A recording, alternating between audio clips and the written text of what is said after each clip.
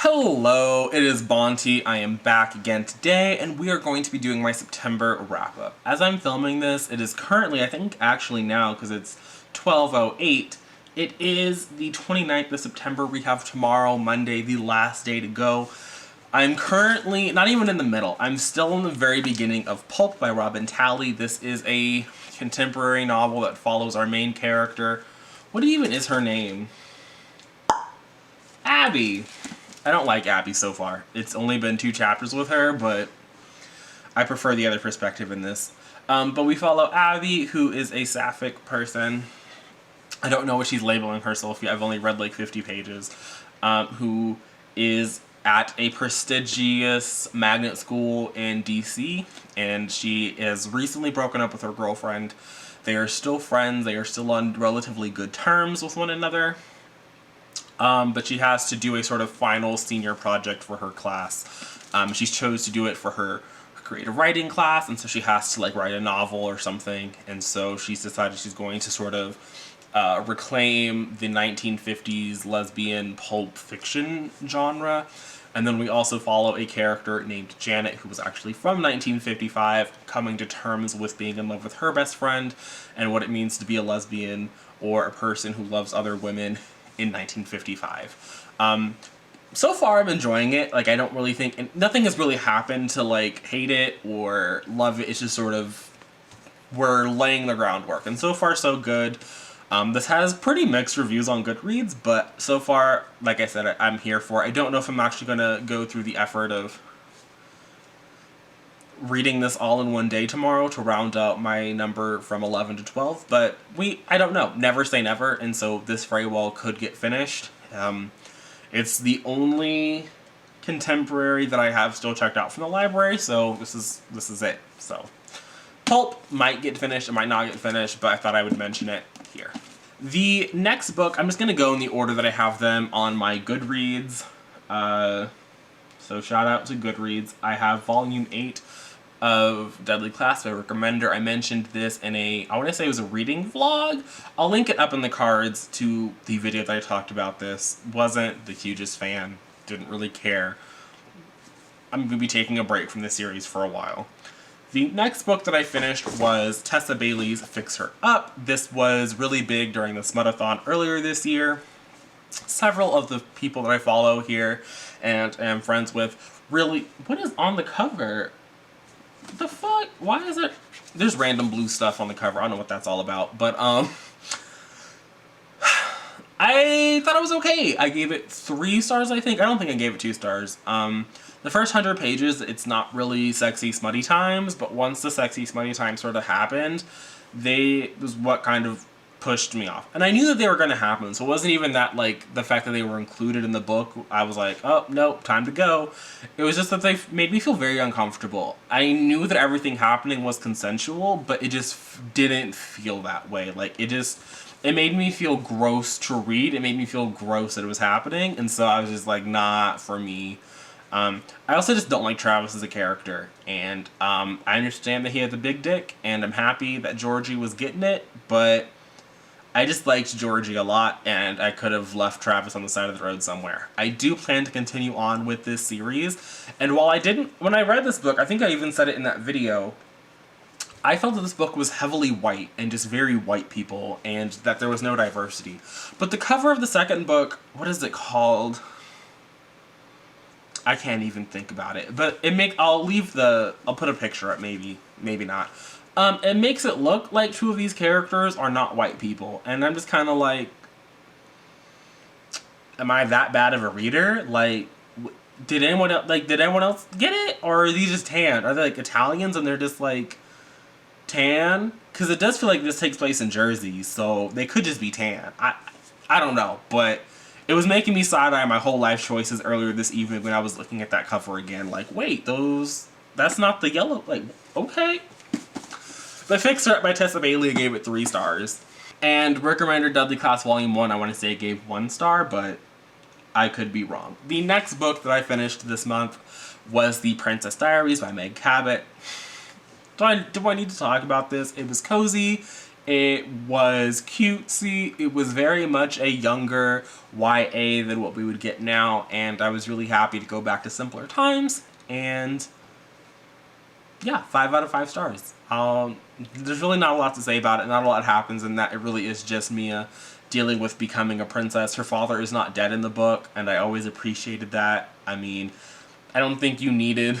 Also, Clarice in the book is very different than the Julie Andrews character, and I don't know if I think I like Julie Andrews as Clarice more than the book Clarice.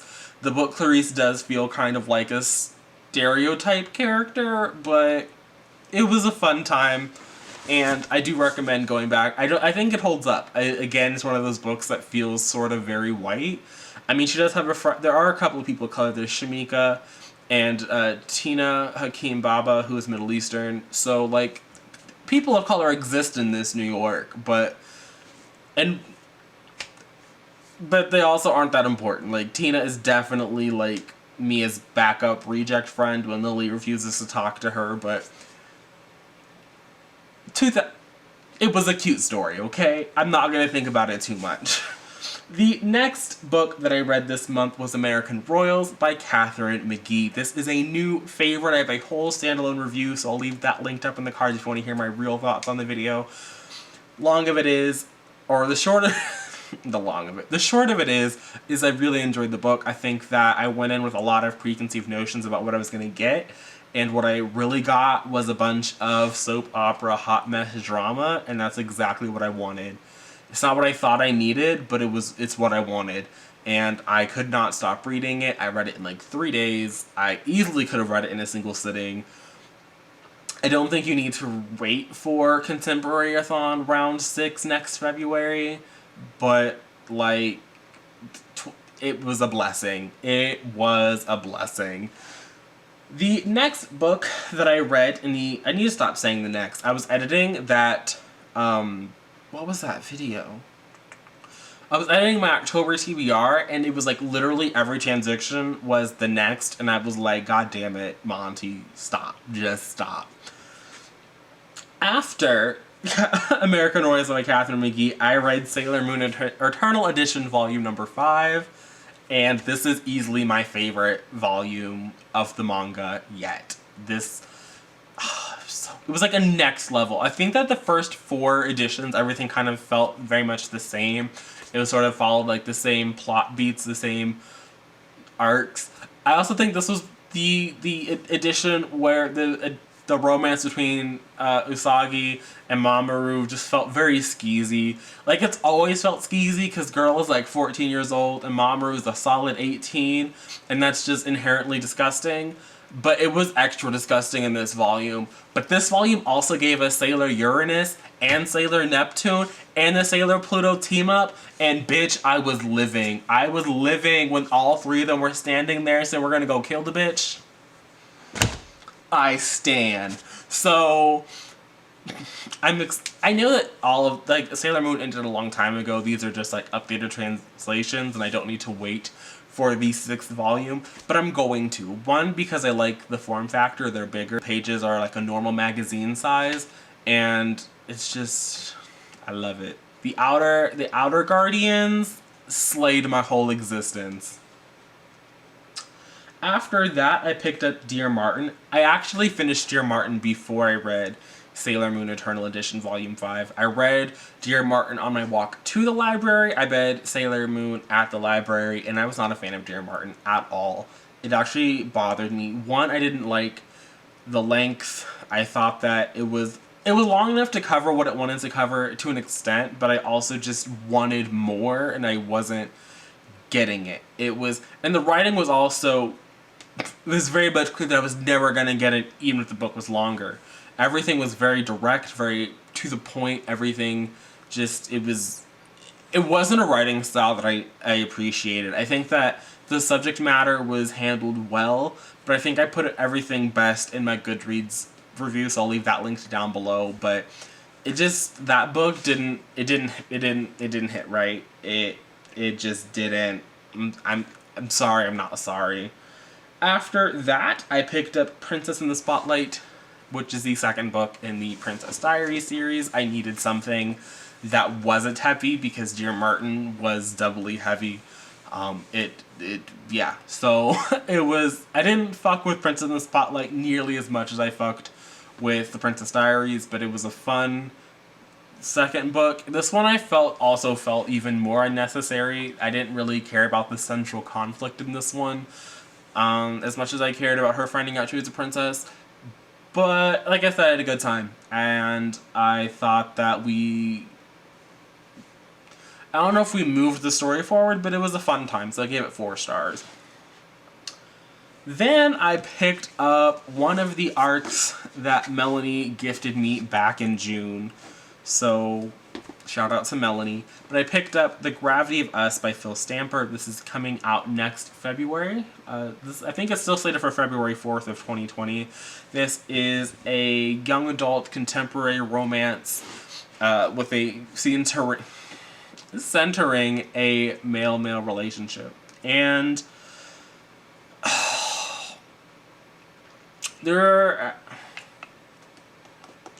this book, how do I talk about this book? So the premise of the book is Cal, who's our main protagonist, has a sort of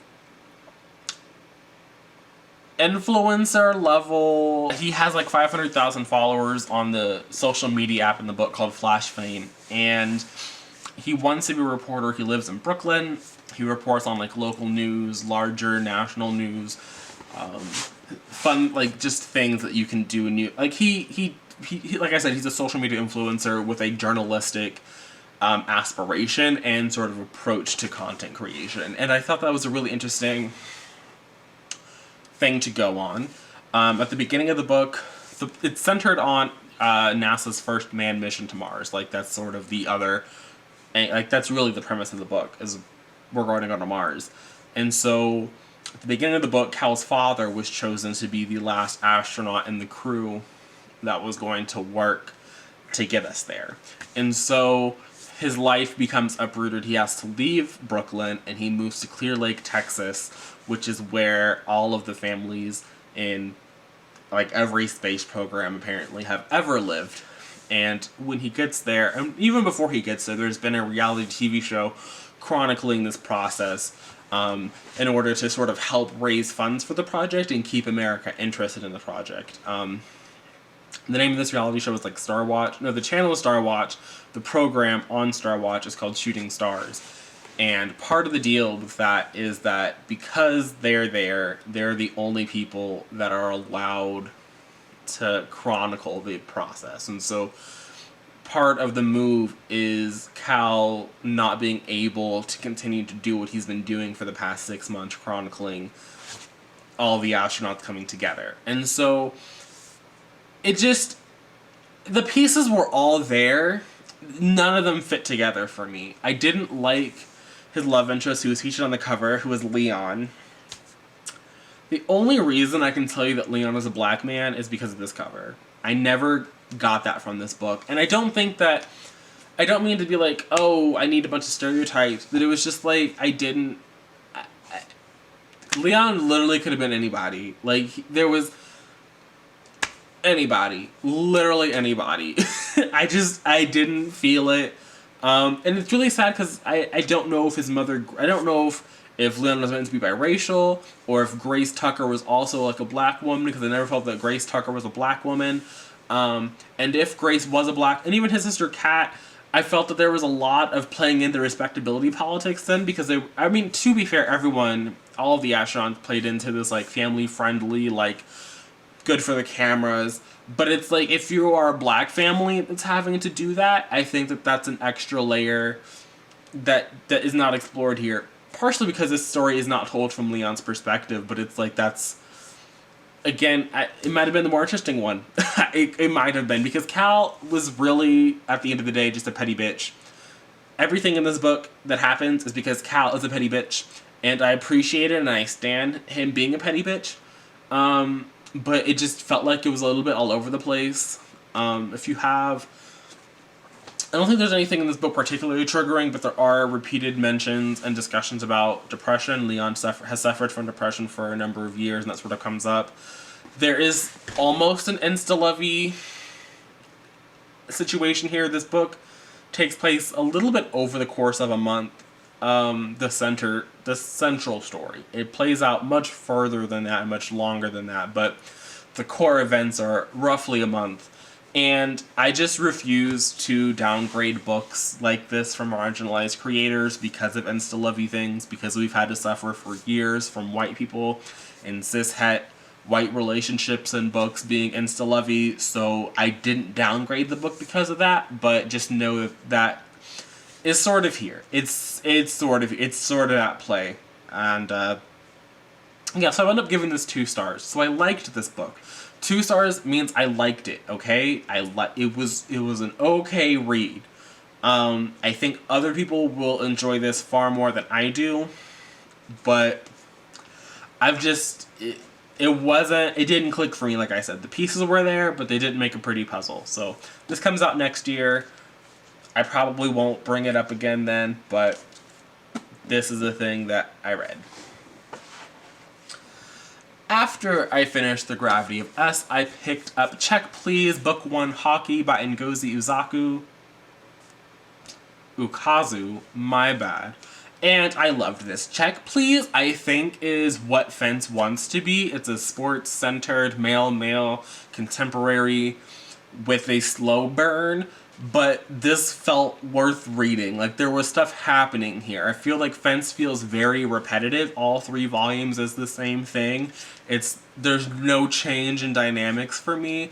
But this one, I felt there was evolution. Biddle is literally is an icon. This is my favorite panel in all of graphic noveldom.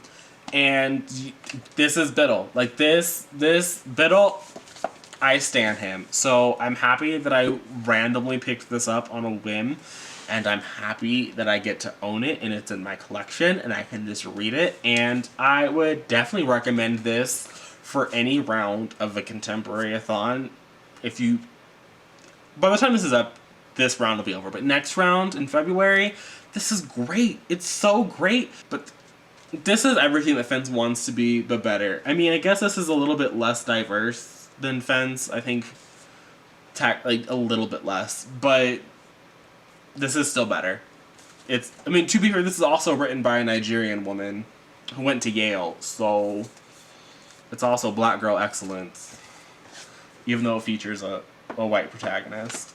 After Check Please, I want to say, I picked up Hello Girls by Brittany Cavallaro and Emily Henry. And this is another book that I need to buy at some point in the future because I absolutely love this book. I don't think this book is for everyone. I 100% do not think that if you like contemporary books that you're going to like this book. I think this book is going to be incredibly divisive. And I understand fully why. This follows our 2 main characters, Winona, who is the daughter of the local weatherman, who was surprisingly wealthy. That was one of the things, like, how does this man have this much money at all on any kind of lifetime? But she's the daughter of the local weatherman. So let's address the elephant in the room. There has been a costume change and day change because apparently when I was recording this wrap-up, I didn't record everything. So, back to Hello Girls. It follows our main character Winona, who I just told you is the daughter of the local weatherman, and her friend Lucille, who's from the wrong side of the tracks. Like, they live in, like, a low-key trailer situation. Her brother is, like, a low-key drug dealer. Her mother has, like, issues paying the rent every month. Like, they are decidedly not it. So it's an unlikely friendship book. And it chronicles their journey across the country with Winona trying to reconnect with the mother that she thought was dead for, like, her entire existence. Okay, not her entire existence, but for a solid number of years, like, since Winona was a little girl. And they get into all kinds of shenanigans and all kinds of wild things happen, half of which you're just kind of like, this shit is not believable. But that was just never an issue for me. Like, I was here for it. I enjoyed Winona's dynamic with Lucy, and while this is not an explicitly on the page sapphic relationship, they're girlfriends. Like, I don't make the rules, it is what it is. So 10 out of 10 could not recommend more highly. Hello Girls by Brittany Cavallaro and Emily Henry. It was quite the pleasant surprise. I think I already talked about Check Please, and Daisy Jones and the Six is what I finished after that. That's obviously by Taylor Jenkins Reid. I have a whole review of that. I'll leave that linked up in the cards. You can check that out because I was just as surprised as you are that I enjoyed that book, but so good, you guys. So good. I'm not going to talk about it here. I have it there. I also will leave my Goodreads linked down below. You can check out my review there. 10 out of 10 would recommend Daisy Jones and the Six. And the last book that I finished for the Contemporary-a-thon I just finished yesterday, and that was Pulp by Robin Talley. I'll throw up a cover because I returned it already. And I was not a fan. This is a book that also has a dual narration, so we get chapters from Abby, who is a modern-day teenager. I think her storyline is set in 2017, even though the book came out in 2018. And I hated Abby's perspective so goddamn much. But then we also have a character named Janet, whose storyline takes place also in DC, but her storyline is in 1955, and it chronicles her and her relationship with her best friend, Marnie. I think it's Marnie, and their sort of a romance situation, because both Janet and Abby are lesbian characters who have sort of complicated romances with people who used to be their best friend. And so it's sort of a parallel timeline story. We're doing the weird autofocusy thing. I can't be bothered to care about it at the moment. Yeah, it follows that dynamic for both of them. And I just was far more invested in Janet's perspective than in Abby's timeline. I just didn't care about Abby. But I do recommend it. It's not like a bad book. It was just... it left a lot to be desired. So those are all of the books that I finished. I'll leave a link to that Goodreads review also down below. Those are the books that I finished in the month of September. I just have one more thing to talk about, and that is Steel Crow's Saga by Paul Kruger. I picked this up on the 29th? And I started reading it mostly yesterday. Yeah, 10 out of 10 would recommend. It very much is a Avatar-inspired world. I don't know if I would say it's Pokemon. I wouldn't go that far. But I would say that this definitely has Avatar vibes. More Legend of Korra than the original series, but still those vibes are present and I'm living for them. And so I thought I would just add this in as what I've picked. It was not included on my October TBR, but it is the first book that I'm reading this month. And so far, I think this is going to be a 5-star read because it's so good. So thanks for watching. I'm going to go edit this clip into that and upload it, and then you'll be watching it. So thanks for watching. I'll see you guys in my next video, whenever that happens to be. But until then, bye.